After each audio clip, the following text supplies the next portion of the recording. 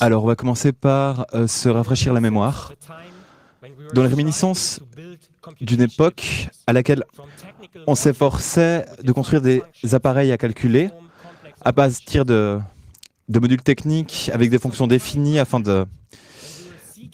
d'effectuer des opérations complexes, en réminiscence d'un temps ultérieur, quand on s'est mis à chercher à comprendre des systèmes qui se répliquaient, des systèmes soutenables de blocs biologiques afin de comprendre la vie, en réminiscence d'un temps encore successif, quand on s'est mis à viser l'optimisation de notre propre vie en se basant sur des trillions de cellules étrangères, de bactéries qui sont à l'intérieur de nous. Et cette époque, c'est maintenant.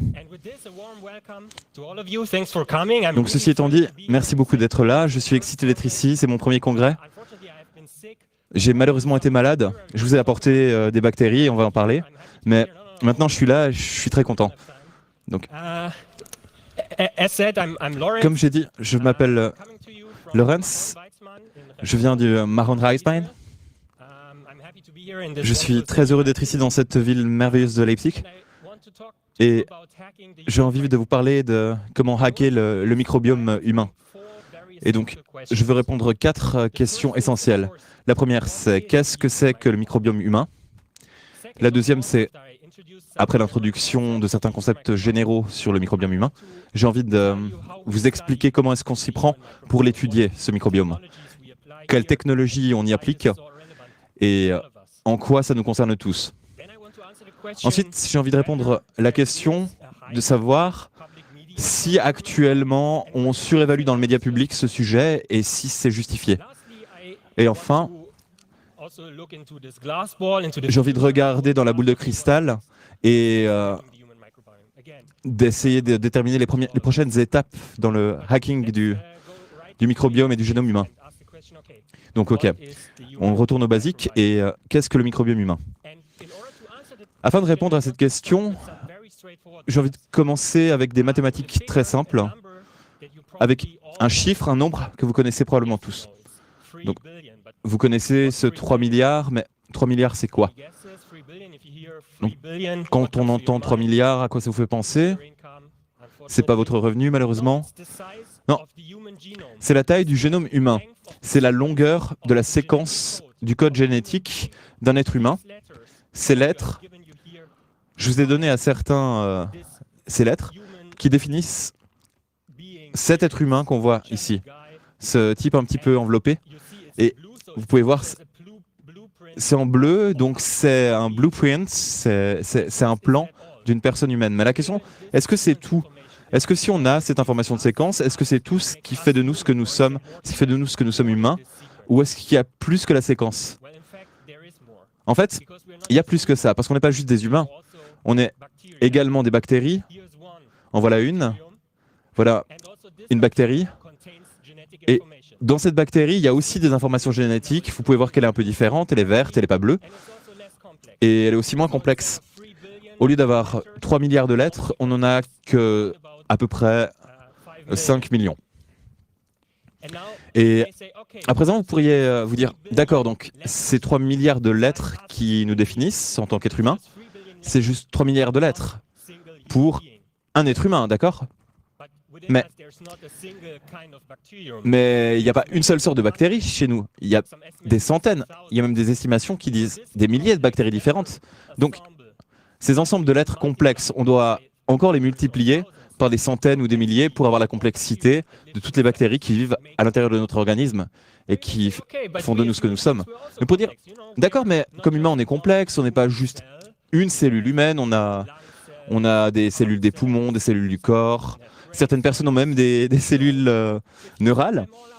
Donc, si on additionne tout ça, on obtient à peu près 40 trillions de cellules.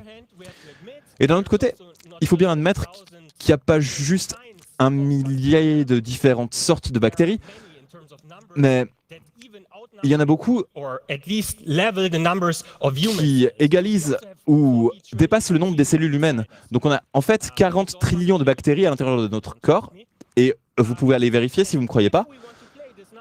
Si vous voulez jouer au jeu des grands nombres, il faudrait être encore un peu plus précis, Parce que ces 40 trillions de cellules humaines que nous contenons, 80% de certaines ne sont pas considérées. Parce qu'il n'y a plus d'ADN dedans. Il n'y a plus de ces informations génétiques. C'est plus que des cellules du groupe des cellules de l'hémoglobine, des globules rouges. C'est de l'hémoglobine pure, il n'y a plus d'informations génétiques. Donc, l'être humain est beaucoup moins complexe au niveau génétique. Et peut-être encore une dernière astuce mathématique pour comprendre la complexité de ces bactéries. Il faut qu'on prenne toutes les cellules à l'intérieur de nous avec toute leur complexité génétique et ça s'additionne en quelque chose qu'on appelle le microbiote humain. Donc peu importe comment vous faites le calcul, il y a une chose qui est sûre, c'est que c'est extrêmement complexe et pour le comprendre, ça nécessite de réfléchir beaucoup. Donc si on met de côté les mathématiques et qu'on résume, le microbiote humain, c'est l'ensemble des bactéries qui vivent à l'intérieur de nous. Ou tout du moins si nous nous considérons comme des êtres humains. Mais même si vous pensez, oui, je suis davantage un robot, quelque chose, les bactéries grandissent aussi sur des surfaces extrêmement stériles, en métal par exemple. Donc même les robots possèdent un microbiote. Mais restons-en aux humains, d'accord? Le microbiome humain, c'est l'ensemble des bactéries qui vivent dans nous. Et j'appuie sur le « dans », parce qu'elles vivent aussi sur nous. Si on regarde, on peut trouver des bactéries qui vivent avec des êtres humains, qui nous font être des êtres humains. On en trouve sur la peau, dans la bouche, dans les voies aériennes, y compris à l'intérieur de la corde vocale. Vous pouvez imaginer dans nos nerfs des bactéries qui dictent comment est-ce qu'on se comporte, comment est-ce qu'on pense. Est-ce que c'est possible? Donc je vais un point d'interrogation, on va revenir là-dessus plus tard. La plupart de ces bactéries, en fait, sont dans notre tract gastro-intestinal, dans nos intestins, dans notre côlon, dans notre estomac, etc. Et tant mieux parce que c'est facile d'y accéder. En général, on peut y accéder dans une manière assez fréquente en allant à la toilette. Donc, en général, on en évacue la majorité. Mais peu importe que vous regardiez dans les toilettes ou ailleurs, ces bactéries que vous trouvez, qui composent le microbiome humain, de fait, sont une communauté très complexe. Ils sont extrêmement divers. Et je ne sais pas ce que vous en pensez, mais pour nous, en tant que scientifiques, la diversité, c'est quelque chose de très positif. Ça nous intrigue beaucoup, ça a beaucoup de valeur, ça inspire des choses nouvelles, et on peut apprendre des choses nouvelles. Et on est en permanence à la recherche de la diversité, et on trouve ça dans le microbiome humain. Donc, ces bactéries sont tellement diverses parce qu'elles sont extrêmement adaptées. De par l'évolution, elles se sont adaptées à des niches extrêmement spécifiques et se sont différenciées. Et afin d'afficher, de rendre visible cette diversité du microbiome humain, je vous montre 4 exemples. Donc, vous en avez une bleue qui a des flagelles, une espèce de petite queue, qu'elle utilise comme nageoire. On a la violette qui a une forme en spirale. On en a une elliptique qui est plutôt rougeâtre et une orange qui est de forme sphérique. Donc, ne serait-ce qu'en termes de morphologie, elles ont l'air très différentes. Néanmoins, il y a une caractéristique qu'elles ont toutes en commun. Donc, souvenez-vous, ce sont des microbes. Donc, ce qu'elles partagent, c'est leur taille. Elles font à peu près, au niveau d'ordre de magnitude, 1 micron de longueur. 1 micromètre. 1 micromètre, c'est 1 mètre divisé par 1 million. Donc, c'est tout petit.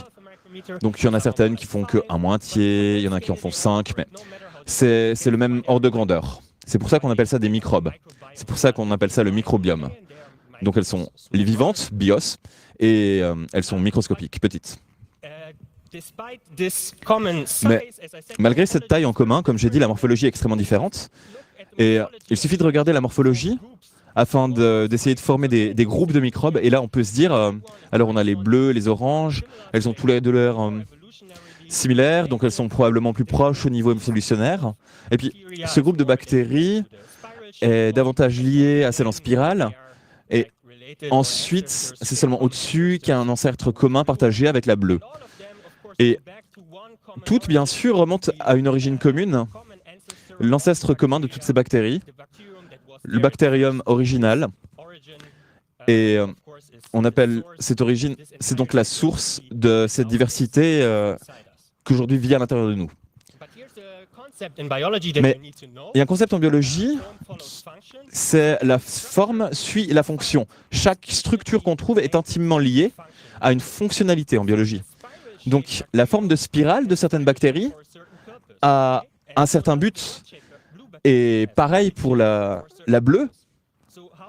Donc, comment est-ce qu'elles sont fonctionnellement différentes, ces bactéries? Donc, pour comprendre ça, bon, on a déjà fait un tiers du talk. Donc maintenant, on respire un bon coup. Il y a un téléphone qui vibre. C'est aussi une fonction qu'on pourrait mettre à part. Mais la capacité de respirer, de vivre en fonction de l'apport d'air est différente entre ces bactéries. Il n'y en a que 2 qui utilisent l'oxygène pour vivre. Comment ça se fait? Il y en a certaines qui sont au fond de l'estomac, donc il n'y a jamais d'oxygène. Elles peuvent vivre sans oxygène. Pour ces bactéries, c'est même toxique l'oxygène. Mais il y en a d'autres qui sont exposées à l'oxygène, donc elles évoluent et elles utilisent l'oxygène dans leur métabolisme et dans leur vie. Donc, on a quoi d'autre? Donc, comment est-ce qu'on est différents en tant qu'humains les uns des autres, par exemple? Par exemple, au niveau de la nutrition, est-ce qu'il y a des vegans dans l'audience?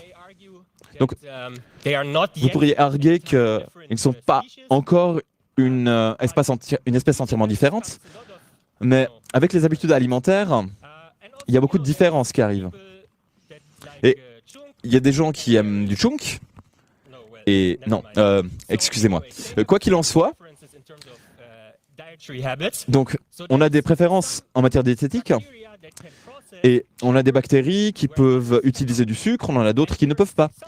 Et il y a des bactéries qui peuvent utiliser des acides gras plus courts, plus longs, non saturés, etc.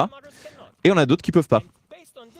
Et si on part de tout ça, si on regarde ces propriétés, on peut encore se mettre à assigner une matrice de similarité et dire, OK, on a tel groupe de bactéries, tel autre groupe, et elles sont toutes extrêmement différentes les unes des autres.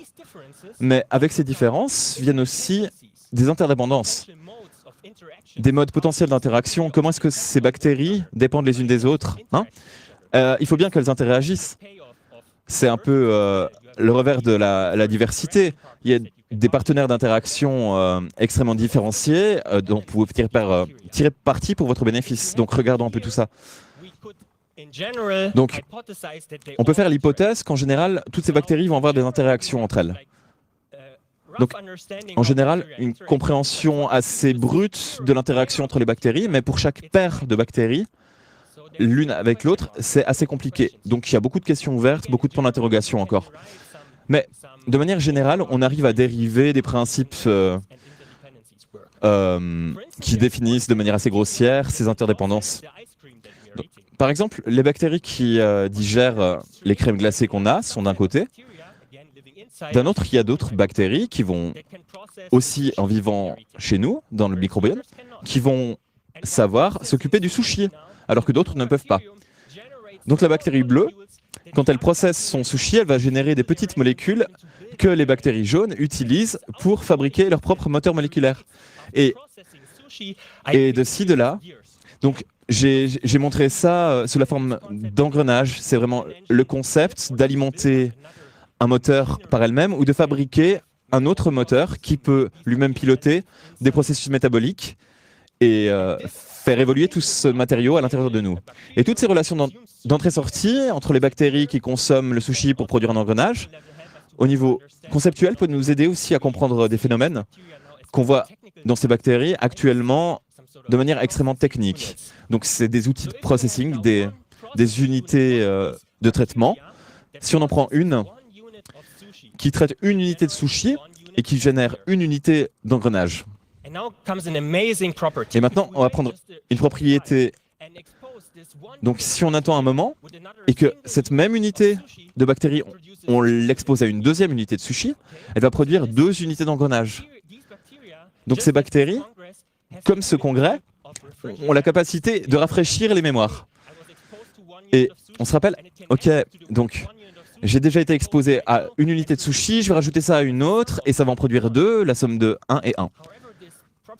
Néanmoins, cette propriété, cette fonction de mémoire, ne dure pas pour une durée infinie. Si on attend suffisamment longtemps, et qu'on expose à présent cette bactérie à 3 unités de sushi, elle va produire 3 unités d'engrenage. Et C'est merveilleux parce que ça veut dire qu'elle a été remise à zéro et elle est toujours sensible à de grandes quantités de sushi. Donc, imaginez juste, vous exposez vos bactéries, vos viscères à 3 unités de sushi et vous n'auriez que 2 unités d'engrenage. Ce ne serait pas avantageux. Donc, par chance, ces bactéries sont capables d'adaptation. Elles sont toujours sensibles, y compris quand il y a un excès important d'input, et sans perdre leur possibilité de répondre d'une bonne manière. Et donc, ça, c'est au niveau moléculaire. Pour certaines de ces relations d'entrée surprise, c'est plutôt des acides aminés que du sushi. Mais bon, c'est bien compris, et il y a ça dans ma thèse de bachelor, quand j'ai simulé le comportement en groupe de ces bactéries dans le journal des questions non résolues. Donc on peut faire des petites contributions comme ça dans ce champ. Donc ces fonctionnalités de rafraîchissement de mémoire, d'adaptation, etc., ça se transmet dans un comportement dynamique. Donc elles vivent, elles meurent, leur nombre évolue, mais on est toujours vivant pendant qu'on écoute cette présentation. Et ce comportement dynamique, on peut également en dériver des principes communs.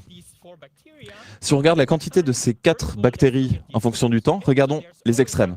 Il y a toujours des bactéries qui meurent, les oranges, elles s'éteignent avec le temps. À l'autre extrême, on en a une autre qui n'était pas vraiment très présente au début, et puis qui dépasse en matière de croissance l'autre bactérie, puis finit par dominer la culture, ou notre brique commune, au fil du temps. Donc, voilà. Donc, il y a aussi des intermédiaires. Par exemple, le rouge. C'est juste, ça varie un petit peu avec le temps. Ça pourrait être très peu. On peut peut-être même pas les voir. C'est stable. C'est à peu près toujours au même niveau. Ok. Donc, c'est une stabilité. Donc, elle est très très robuste dans un sens. On ne peut pas les faire s'éteindre. Et sinon, si vous connaissez, si vous avez déjà été du côté des enfants, du coin des enfants, il y a aussi de la résilience. C'est-à-dire qu'on commence par la poussée, il ne peut pas y en avoir plus pendant un temps, parce que par exemple, ça prend tout le sushi que ça devrait consommer, mais ça se ressemble, ça fait une pause et ensuite ça décide de regrandir. Et ça sert de mémoire parce que ça se souvient d'où ça vient et cette habilité à persister et à pousser, sortir du bac à sable, d'aller voir papa, de parler et de rentrer et de revenir dans la masse. Toutefois, ce qui est important ici, si on regarde à la fin de notre expérience, c'est quelles bactéries sont là et quelle quantité on a à l'intérieur. C'est généralement juste une mesure relative. On ne peut pas mesurer de nombre absolu ni individuellement. On peut dire on a beaucoup de violets, très peu de jaunes. Mais c'est toujours en relation les unes avec les autres. Donc ça rend plus difficile à comparer entre différentes personnes, par exemple comme vous et moi. Quelle technologie on a pour identifier ces bactéries? Et pour en dire plus, sur quelles bactéries on a? Quelle technique on a pour étudier le microbiome humain? Donc, je vous ai déjà expliqué où on avait une bonne source du microbiome humain, donc dans les toilettes. Donc ce qu'on fait pendant toute la journée, c'est qu'on extrait des matières fécales. Et on prend les bactéries de ces matières fécales et on les met dans un truc de pétri. Et donc, avec tout ce qu'ils aiment pour grandir, pour pousser, et pour savoir si c'est la orange ou la violette, il faut qu'on teste des conditions de base. Donc, si on sait que cette bactérie va pousser dans certaines conditions ou pas, on va simplement on va mettre dans ces conditions pour voir lesquelles c'est. Donc, on va sortir ces bactéries de la matière fécale, on va les poser sur des plaques dans différentes conditions, donc avec ou sans oxygène, avec ou sans sucre. Donc, il y en a certains qui vont avoir ni oxygène ni sucre, certains avec de l'oxygène et du sucre, ou les deux combinaisons. C'est un petit peu une table de vérité du microbe humain. Parce que si on met les matières fécales sur ces plaques, on va voir que si on n'a ni oxygène ni sucre, on n'en a pas beaucoup. Mais s'il n'y a pas d'oxygène, mais qu'il y a du sucre, par contre, on a beaucoup de bactéries. Et donc, on peut vérifier quelles bactéries sont connues pour pousser en absence d'oxygène, mais avec du sucre. Et ensuite, ça devrait être une bactérie orange dans notre... Donc il y a deux problèmes avec ça. D'abord, c'est pas si simple que ça, parce qu'en général, c'est pas suffisant de se contenter de tester 2 conditions. En général, on teste 128 conditions. Et bien sûr, la matrice est bien plus compliquée. Mais la matrice, c'est pas tout, parce qu'il n'y a pas un seul assignement de conditions à telle ou telle variante de bactéries. Et en plus, c'est pas du noir ou blanc. Est-ce que ces bactéries sont vraiment incapables de croître quand il n'y a pas de sucre? Parce qu'il y en a quelques-unes. Donc on a peut-être besoin de moyens plus sophistiqués, des moyens qui remontent à l'information génétique. Donc on va aller à l'intérieur de ces bactéries et on va regarder le code génétique. Donc on applique une technologie qui s'appelle le séquençage shotgun. Donc on va fragmenter cette information génétique en tout petits morceaux. Comme les balles d'un shotgun sont écartées quand on tire, c'est pas moi qui ai inventé ça. Et ensuite, on lit ces petits fragments et on doit les reconstituer comme un puzzle. Et une fois qu'on a la séquence complète, reconstituée en un morceau, eh bien, il faut qu'on vérifie est-ce que ça ressemble à une bactérie ou à une autre. Il faut qu'on trouve une bonne correspondance. Comme dans toute application de rencontre qui ne fonctionne pas, c'est une tâche non triviale. Donc, on peut se poser des questions sur une séquence de référence, et puis avec une certaine probabilité, on peut dire c'est la bactérie verte. On peut faire des inférences. Vu ce qu'on a là, cet échantillon de matière fécale doit être la bactérie verte. Mais c'est juste une information génétique. C'est pas on a telle ou telle bactérie, c'est OK, on a trouvé tel et tel engrenage qui sont nécessaires. Donc on peut retrouver aussi les fonctions que cette bactérie réalise et reconstituer des chaînes d'assemblage plus compliquées. Par exemple, l'usine qui va décomposer le sushi. Donc, en termes de complexité, ça ne se passe pas uniquement au niveau d'une bactérie. Je vous ai dit qu'il y avait des milliers de bactéries. Donc là, on regarde un seul génome, mais en fait, il y a un assemblage de génomes qui s'appelle le métagénome. Et c'est ça qu'il faut qu'on regarde. Parce que ça nous permet, si on utilise des moyens computationnels assez élevés qui nous permettent de supprimer le bruit du signal, et qu'on regarde aux données générées par ce séquençage, ça a l'air de ça. C'est donc une matrice éparse, et on peut détecter avec l'information génétique différentes choses, et on a différents échantillons en regard, et on a généralement des NA, rien de détecté. Donc, est-ce que ça veut dire que tel ou tel engrenage, telle ou telle bactérie n'était pas là? Ou est-ce qu'il n'y en avait juste pas assez pour que ce soit reconnu? Donc, cette matrice extrêmement éparse est extrêmement difficile à interpréter. Il nous faut des très bons modèles afin de pouvoir distinguer les vrais positifs des faux positifs et les vrais négatifs des faux négatifs. Et ça nous ramène à une de nos questions initiales, les bactéries dans le cerveau. Si on trouve à présent tel ou tel signal, telle ou telle séquence de bactéries dans des fluides de la colonne vertébrale, est-ce que ça veut vraiment dire qu'on a la bactérie? Non, c'est une indication seulement. Mais c'est peut-être un faux positif. Et du coup, c'est toujours en discussion dans la communauté scientifique aujourd'hui. Est-ce que c'est réellement le cas? Donc, afin d'être certain qu'il y ait des bactéries à cet endroit-là, on pourrait faire ça dans une énorme cohorte et essayer de trouver quelque chose d'assez facile à trouver, par exemple l'obésité. Donc prenons des échantillons de caca de personnes maigres et de personnes obèses et ensuite on les analyse avec les moyens que je viens de vous présenter. On fait du séquençage de ces échantillons fécaux et ça nous donne une idée des bactéries à l'intérieur. Donc, en ayant regardé ce genre de données, d'accord, il y a plus de bactéries oranges chez la personne maigre, et les bactéries violettes sont plus abondantes chez la personne obèse. Mais bon, c'est toujours des valeurs relatives. Peut-être qu'il y en a une qui pousse l'autre dehors. Est-ce que c'est l'absence de l'une ou l'absence de l'autre qui nous rend plutôt maigre ou plutôt obèse? Bon, ce qu'on peut faire, on peut prendre tous ces bactéries qu'on a identifiées par le séquençage dans ces échantillons et les regarder comme des fonctionnalités dans un espace de fonctionnalité à une dimension. Si on séquence n espèces de bactéries différentes, on a un espace à n dimensions de fonctionnalité. Puis on peut réduire le nombre de dimensions et poser la question, puis-je réellement séparer les fonctionnalités liées à l'obèse à celles liées au maigre? Et si on obtient une séparation décente, d'accord, on peut se dire, quelles sont les fonctionnalités qui discriminent entre l'un et l'autre? Quelle est la bactérie qui va nous rendre plutôt maigre ou plutôt obèse? Et si on trouve des bactéries qui contribuent à ça, on peut regarder les corrélations.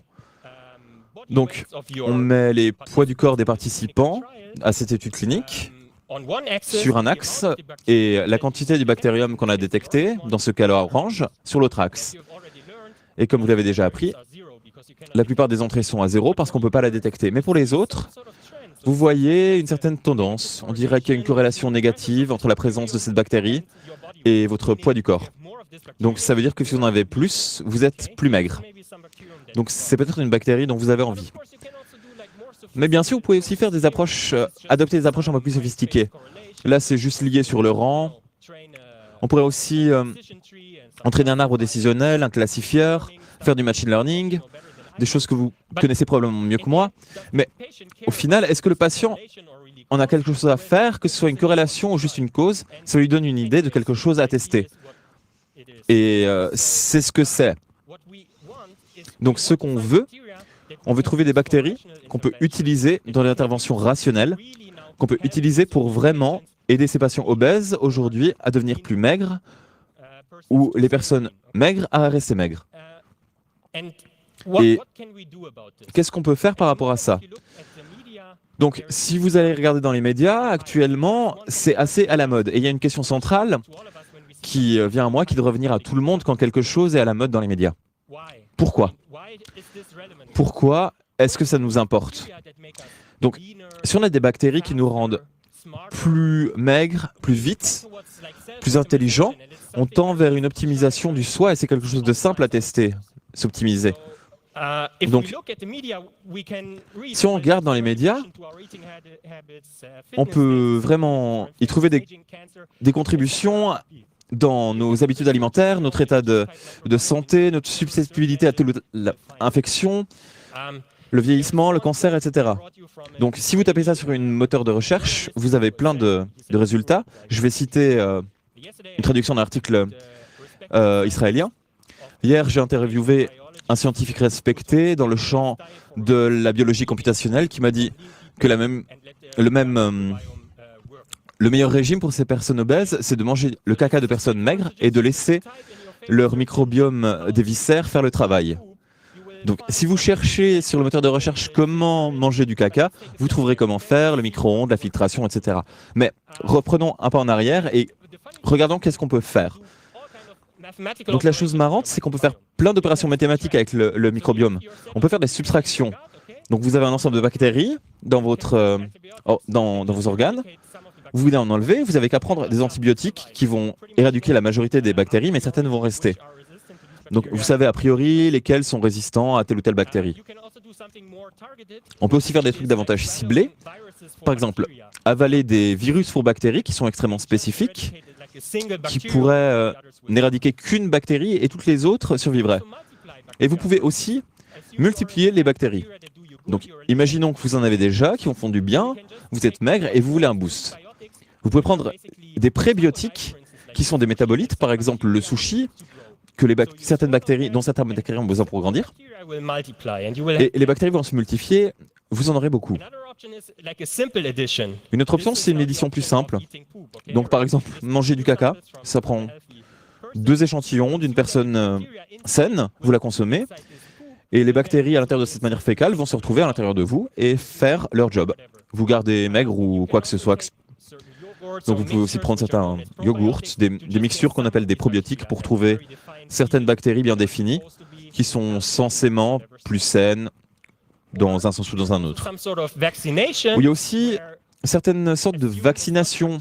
Donc, imaginez que ce n'est pas une bactérie vivante, mais des bactéries, des molécules à la surface de la bactérie qui vont stimuler nos cellules à faire telle ou telle chose, stimuler notre système immunitaire ou autre.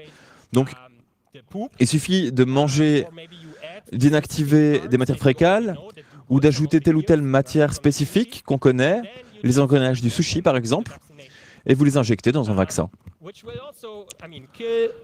Donc, ça va aussi tuer la majorité des bactéries à cause de la chaleur, mais ça va probablement vous donner telle ou telle pièce dont vous avez besoin pour rester en bonne santé. Et la dernière opération mathématique qui manque, c'est la division. Donc, c'est le jeûne. Si vous ne buvez que de l'eau, eh bien, vous rincez toutes les substances que les bactéries requièrent pour leur croissance et elles vont elles-mêmes se retrouver dissoutes. Et au final, vous n'aurez plus que quelques bactéries et celles qui sont mauvaises pour vous seront peut-être déjà toutes parties. Donc voilà les options qu'on a. Donc qu'est-ce qu'on va pouvoir faire de ça dans le futur? Est-ce que c'est une bonne idée de hacker nos métabolismes avec ces techniques à l'état de l'art de la science, les connaissances actuelles? Je vais juste vous donner un seul slide là-dessus, un petit peu de mon avis. C'est à vous de décider, c'est à nous, à la société de décider. On peut simplement donner des idées. Donc, à mon avis, c'est le faire soi-même. Oui, on aime beaucoup. En Allemagne, on a des contraintes légales, mais l'ingénierie génétique des bactéries, y compris CRISPR-Cas, c'est beaucoup plus simple. La technologie, ça a 40 ans, tout le monde connaît, c'est très facile, mais il y a des problèmes de sécurité. Quand on change une bactérie de l'intérieur de nous ou d'autres bactéries, c'est un organisme génétiquement modifié. Nous sommes un organisme génétiquement modifié. Je ne dis pas que c'est une mauvaise chose. Je dis qu'il faut qu'on considère la biosécurité en premier. Ensuite, nous avons parlé le génome humain. C'est quelque chose de très, très personnel. Selon la loi allemande, c'est très, très protégé puisque c'est très personnel. Mais notre métagénome, est-ce que ça aussi, ça fait partie de notre identité? Je pose la question puisque le Conseil d'éthique allemand ne parle pas de ça. Même si beaucoup de débats ont été là depuis des années, ou des décades, comment est-ce qu'on les sauve, ces données? Comment est-ce qu'on les encrypte? Comment est-ce qu'on les décrypte? Et le temps pour se poser des questions, c'est maintenant. Et est-ce qu'on va poser des brevets sur le microbiome humain? On ne peut pas poser de brevets sur notre propre génome, mais sur le génome de notre microbiome. Est-ce qu'on peut? Et si je suis le seul à connaître la séquence de cette séquence, comment est-ce que je fais pour la donner à quelqu'un d'autre? Il faut qu'on parle ensemble. Donc, qu'est-ce qu'on peut apprendre de ça? Le microbiome a beaucoup de potentiel, mais il y a aussi beaucoup de problèmes possibles, de menaces. Il faut que nous échangions, qu'il faut que nous parlions ensemble pour prendre une décision éduquée entre vous et votre microbiome. Et avant d'arriver au dernier slide, j'aimerais dire merci à la fondation qui m'a permis de venir ici, qui me paye le voyage, mais aussi tous les organisateurs ici. C'est mon premier congrès, mais c'est le meilleur congrès que j'ai jamais fait. Et l'Institut Weizmann, c'est très bien, on est très ouvert, c'est super pour faire de la science. J'ai été très, très bien accueilli. Si vous êtes dans le coin, venez dire bonjour. Et enfin, en dernier, donc on va finir par se rafraîchir la mémoire. L'humain microbiome est un ensemble complexe de bactéries avec des interactions non intuitives et des interdépendances non intuitives. Nous sommes en train d'explorer les mécanismes de régulation par le hacking, par l'inférence rationnelle sous conditions contrôlées. Certains individus essayent des compagnies essayent de monopoliser la compagnie, les connaissances et les données en contraignant la recherche libre et ouverte, en rendant le potentiel du hacking du microbiome humain une menace par des gens non éduqués et par des essais non éduqués. Ce temps est fini.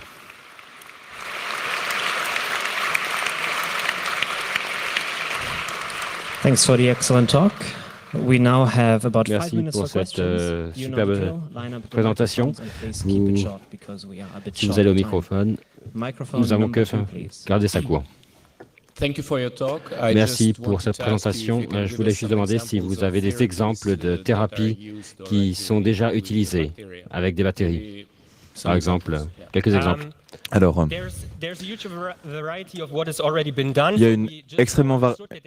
y a une grande variété de choses qui ont déjà été faites. Donc, par exemple, on a regardé des bactéries qui métabolisent des médicaments contre le cancer.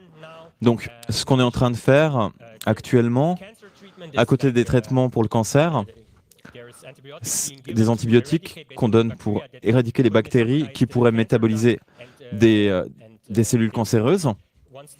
Bon, une fois que la bactérie a métabolisé un médicament contre le cancer, on n'aurait plus le cancer. Donc l'éradication de certaines bactéries est bénéfique au traitement du cancer. Il y a aussi le traitement de la maladie de Crohn qui est fait à l'aide de suppléments bactériens, en particulier aux États-Unis où c'est déjà assez conventionnel. En Allemagne, la situation légale est un peu plus contrainte, on va dire. Donc, on est au début de toutes ces choses. On commence à comprendre et je pense qu'il y a encore beaucoup de choses à venir dans les années à venir. Mais bon, c'est quelques exemples où on est déjà à l'étape clinique. Donc, en plus de certaines petites études cliniques et de petites études de recherche, c'est vraiment un champ très large et les choses viennent à peine de commencer. Donc c'est une question simple. De nos jours, il est difficile d'avoir des informations correctes avec l'histoire de fausses nouvelles, de fake news. Mais où est-ce que je peux m'éduquer sur ces thèmes? Où est-ce qu'il y a de la recherche propre? Alors, bonne question. Je pense que la meilleure source d'information, en fait, c'est l'origine. Donc, elle est parlée aux scientifiques. C'est pour ça que, regardez sur SciComm, Science Communications, ils savent de quoi ils parlent. Bon, en général, les bons scientifiques ne font pas les meilleurs communicateurs, mais on a aussi besoin d'apprendre. Donc, n'ayez pas peur et approchez-nous. Et je pense que c'est notre obligation et notre devoir de partager ces informations. Donc, allez directement vers ces gens, approchez-les, et ils devraient vous donner toutes les informations dont vous avez besoin. Je pense que c'est le chemin le plus simple. Merci. Merci. Bonjour. Vous avez fait un lien entre l'obésité et le microbiome dans nos estomacs. Mais comment est-ce que vous savez que vous regardez au bon endroit et que vous ne mélangez pas les causes et les effets? Alors c'est un très bon point. En fait, il y a beaucoup d'études mécaniques, comme on dit. Donc, il y a eu des bactéries qu'on a associées avec le gain de poids, par exemple. Et si on réduit de manière ciblée la quantité de ces bactéries, on voit que le gain de poids est réduit. Et on peut aussi retourner ça dans l'autre sens et se dire, d'accord, donc si maintenant je vais restreindre votre alimentation, que ce soit chez l'homme ou chez la souris, si je perds du poids, je me rends compte que cette bactérie part aussi. Donc, on met en avant des relations. Et dans le cas de l'obésité, on est allé encore plus loin. Non seulement on a identifié les bactéries, mais on a identifié les molécules que ces bactéries produisent qui nous aident à, par exemple, garder un poids stable ou ne pas en reprendre après un régime ou des choses comme ça. Donc là-dessus, on a déjà des informations extrêmement détaillées. On a des preuves extrêmement solides sur ces bactéries et ces molécules. Par contre, je dois dire, en général, un scientifique, c'est très modeste. Ça dit, OK, voilà le niveau de confidence, voilà l'incertitude, et ça se transforme en article sensationnel, il suffit de manger du caca pour perdre du poids, etc. Mais dans ce cas en particulier, on a une compréhension très solide, selon moi. C'est un peu sur la même chose. Mais c'est quoi la relation entre le microbiome et le score polygénique. Qu'est-ce que c'est que le score polygénique? Comme par exemple ce qu'a fait sur Robert Plum, un livre qui montre que l'obésité est principalement génétique et que la relation est créée par plusieurs gènes. Et donc il y a ce concept de score polygénique.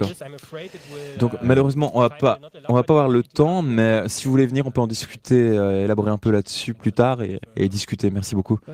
Thank our speaker again, Donc please. parfait, merci beaucoup à notre présentateur.